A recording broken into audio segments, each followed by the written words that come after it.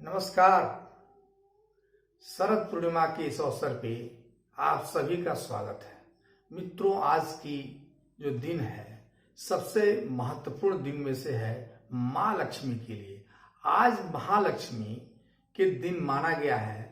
यूं तो शुक्रवार के दिन को लक्ष्मी का दिन माना जाता है, लेकिन इस बार शरद पूर्णिमा शुक्रवार को पड़ा है, इसलिए यह अपने आप में एक महत्वपूर्ण दिन है। साथ में आपको बता दें कि आज के दिन बृहस्पति देव अपने राशि में बैठे हुए हैं और जो है शनि देव भी अपनी राशि मकर राशि में स्थापित है। तो ये पंच महापुरुष योग भी बनाते हैं। इससे भी आज का दिन सबसे महत्वपूर्ण है। आज हम बता दें कि आज लक्ष्मी के पूजन करने से दरिद्रता तो अपने आप ही दूर हो जाता है। और जो व्यक्ति महालक्ष्मी का जो मंत्र है ओम श्रीम ह्रीम श्रीम कमले कमलाले प्रसीद प्रसीद, इसका अगर 108 बार जाप किया जाए तो दरिद्रता दूर होती ही है। तो इस शुभ अवसर पे हमने ये सोचा है कि आज हम आपको ये भी बता दें कि हम अपने कुंडली से, आप अपनी कुंडली से कैसे या अपने बच्चों की कुंडली से देखकर कैसे जाने कि आपके बच्चे की कुंडली में क्या लक्ष्मी योग है, महालक्ष्मी योग है, क्या नौ लक्ष्मी योग है, श्री महालक्ष्मी योग है, ये चीज है कि नहीं, इसको जानने के लिए आज हम लोगों ने इस टॉपिक को लाया है। तो विषय पर जानने से पहले मैं आपसे एक बार पुनः आग्रह करता हूं कि आप सभी यदि मेरे इस वीडियो को, मेरे इस चैनल को आप यदि सब्सक्राइब नहीं किए हैं तो सब्सक्राइब कर दें, कृपया सब्सक्राइब कर दें ताकि आप मेरे इस वीडियो का लाभ ले सकें। और शेयर नहीं करते हो तो आप शेयर करने का प्रयास तो प्रारंभ करें। वीडियो को अंत तक देखिएगा, बहुत महत्वपूर्ण विषय आज का है, क्योंकि आज की विषय आपको ये बता देगा कि आप अपने कुंडली में कुछ नहीं करने के बाद भी कहीं बहुत ज्यादा सफलता की तरफ जा सकते हैं। लक्ष्मी धन वर्षा कैसे करेंगे आपकी कुंडली में? अगर ये योग है तो लक्ष्मी की वर्षा तो होगा ही। इसलिए आइए हम लक्ष्मी योग, पहले लक्ष्मी योग के बारे में जाने। लक्ष्मी योग क्या है? तो लक्ष्मी योग के लिए मैं बता दूं, ये 9th हाउस ये है। मैं पहले बता चुका हूं कि ये जो नंबरिंग मैं देता हूं 1 2 3 4 5 6 7 8, 1 2 3 4 5 6 7 8, ये नंबरिंग मैं हाउसेज का देता हूं, राशियों का नहीं देता हूं। राशियां अलग अलग हो सकती हैं। राशियां यहाँ 5 भी लिखा जा सकता है या 12 भी लिखी जा सकती है। जो 12 राशियां हैं ये हर कुंडली में वैरी करती हैं। अगर आपको समझ में नहीं आता हो तो आप मेरे पहले की वीडियो 1 2 से लेकर 15 तक निश्चित देख लें ताकि आपको मेरी बातें समझ में आ जाए। तो अब आइए, ये 9 में जो 9th हाउस है, जिसको हम लोग भाग्य भाव भी कहते हैं, यहां का स्वामी, मतलब मान लीजिए कि काल पुरुष की कुंडली यही है, मेष लग्न की कुंडली है, तो यहां 9th हाउस के स्वामी बृहस्पति देव हो जाएंगे। तो कहा गया है कि 9th हाउस का स्वामी केंद्र में, केंद्र कौन है? तो 1 4 7 10, ये 4 घर को केंद्र कहा गया है और 5 को त्रिकोण कहा गया है और 9th हाउस को त्रिकोण कहा गया है। भाषा है ये, तो ये समझिए। तो 9th हाउस का जो स्वामी है, अगर वो केंद्र में कहीं भी बैठ जाए, उच्च का है, स्वराशि है और या मित्र भाव में बैठा है या त्रिकोण का है, तो वो लक्ष्मी योग का निर्माण करेगा, बशर्ते कि लग्न मजबूत हो। लग्न मजबूत हो। अब लग्न की मैं महत्व यहां पर इसलिए देता हूं, कई आदमी कहते हैं कि साहब मेरे 9th हाउस तो केंद्र में बैठा है लेकिन लक्ष्मी योग नहीं बनता। इसलिए नहीं बनेगा कि लग्न जब मजबूत होगा, लग्न को आप मजबूत कर लेंगे, अगर ऐसा योग है तो आपको लक्ष्मी योग का लाभ मिलेगा, यानी आपको लक्ष्मी प्राप्त होंगी ही। लग्न क्यों मजबूत करना है ये आप जानिए। लग्न जो होता है यही एक आप है। फर्स्ट हाउस आपका अपना विचार है, आप स्वयं हैं, यानी फर्स्ट हाउस लेता है और सभी हाउसेस देते हैं। मान लीजिए धन देना है तो धन किसको मिलेगा? धन किसको? धन तो आप ही को मिलना है, यानी फर्स्ट हाउस आप ही कमजोर हैं तो फिर धन कैसे पाएंगे? विद्या है, विद्या कौन पाएगा? आप पाएंगे। आप अगर स्वस्थ नहीं है, आप अगर मजबूत नहीं है तो विद्या कैसे प्राप्त करेंगे? तो हाउसेस, दिगर हाउसेस मजबूत हो में कोई योग बनता भी हो, अगर लग्न कमजोर है तो वो योग फल बहुत नहीं देता है। फल तो मिलेगा, पूरा फल नहीं मिलेगा। इसलिए लग्न मजबूत हो, 9th हाउस का स्वामी जाकर लग्न में बैठ गया हो, वो भी कम उच्च भाव में, त्रिकोण में, और या तो मित्र राशि में या स्व राशि में। अब ये 4 चीजें बताई गई हैं। ये क्या है? जैसे उच्च में बैठा है तो 100% रिजल्ट देगा, त्रिकोण में बैठा है तो उससे कम यानी 80% फल देता है, अगर मित्र राशि में बैठा है तो 60% नंबर देगा, और स्व राशि में तो 40% रिजल्ट देगा। ये चीज है, तो ये बन जाएगा लक्ष्मी योग।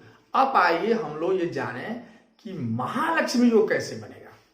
महालक्ष्मी योग जाने के लिए ये जानिए त्रिकोण, यानी 5वें हाउस और 9th हाउस। त्रिकोण क्या है? 5वें हाउस और 9th हाउस को मैंने बताया त्रिकोण। इसके स्वामी लग्न में कहीं साथ में बैठ जाएं, यानी 1, 4, 7, 10 में कहीं बैठ जाएं। त्रिकोण के स्वामी यानी 5वें हाउस और 9th हाउस के स्वामी लग्न में कहीं भी बैठ जाएं एक साथ में, और उस पर किसी शुभ ग्रह की दृष्टि पड़े, एक से ज्यादा शुभ ग्रह की दृष्टि पड़े। शुभ ग्रह कौन कौन?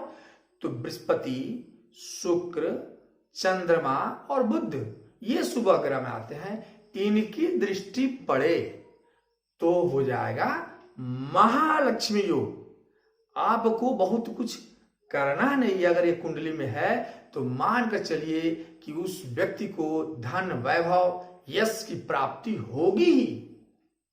महालक्ष्मी का क्या है कि 5वें हाउस, 9th हाउस के स्वामी केंद्र में जाकर बैठ जाएं, उन पर शुभ ग्रह की दृष्टि पड़ती हो तो वो बन जाएगा महालक्ष्मी योग।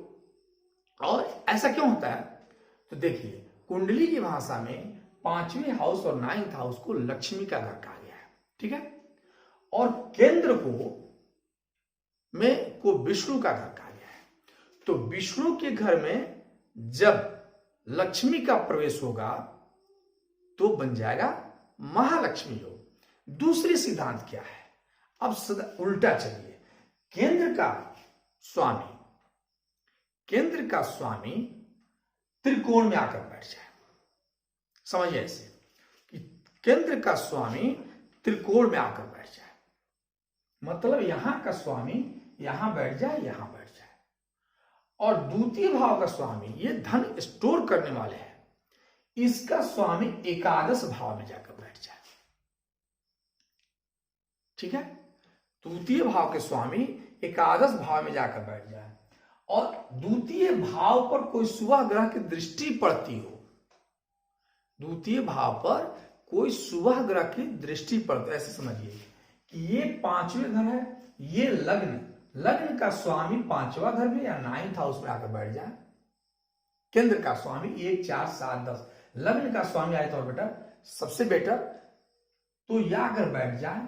द्वितीय भाव के स्वामी धन भाव में जाकर, लाभ भाव में जाकर बैठ जाए, और द्वितीय भाव पर किसी शुभ ग्रह की दृष्टि पड़ती हो, ये भी बन जाता है महालक्ष्मी योग। बनना ही है, इसमें कहीं सोचने वाली बात नहीं होगी कि ये महालक्ष्मी योग बनेगा नहीं बनेगा, इसमें सोचने वाली बात नहीं होगी। अब आता है आपका अष्टलक्ष्मी योग। अष्टलक्ष्मी योग कैसे बनेगा? सिंपल तरीका है। अष्टलक्ष्मी योग को जानने के लिए हमें क्या करना है? राहु देव 6ठे घर में बैठ गए हों,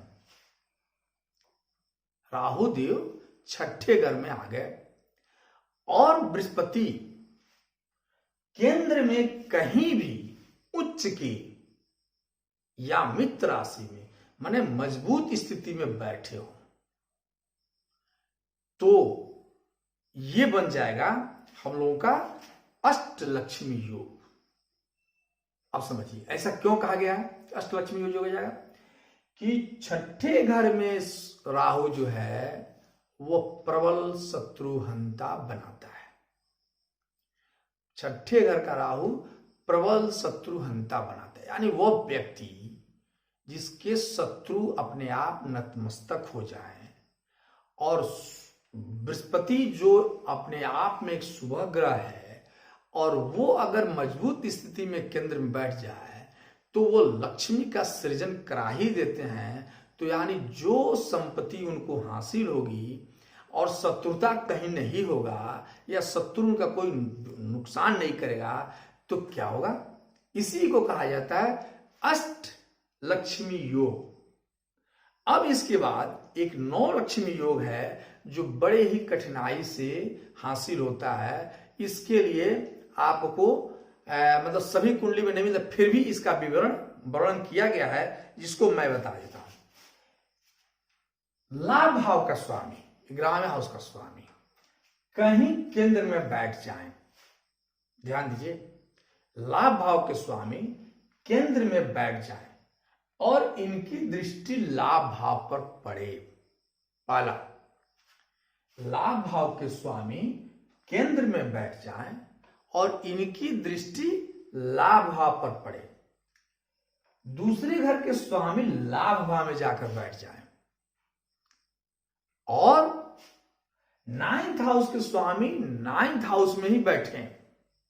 ये हो जाता है 9 लक्ष्मी योग, 9 महालक्ष्मी योग। यानी वैसे व्यक्ति अगर वो है तो ये हो जाएगा राजा की कुंडली जिसके पास लक्ष्मी पैदा होने के साथ शुरू होती हैं और अंत तक उनका साथ नहीं छोड़ती हैं।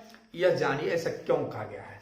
अब ये समझिए, ये है लाभ भाव। लाभ भाव पर यदि किसी भी कोई भी ग्रह अपने घर पर जब दृष्टि डालता है तो ज्यादा बेटर स्थिति देता है। तो लाभ भाव के स्वामी तो पहले तो आ गए केंद्र में और फिर इनकी दृष्टि यहां पड़ गई अपने ही घर पे, तो ये तो अपने आप लक्ष्मी योग हो गया।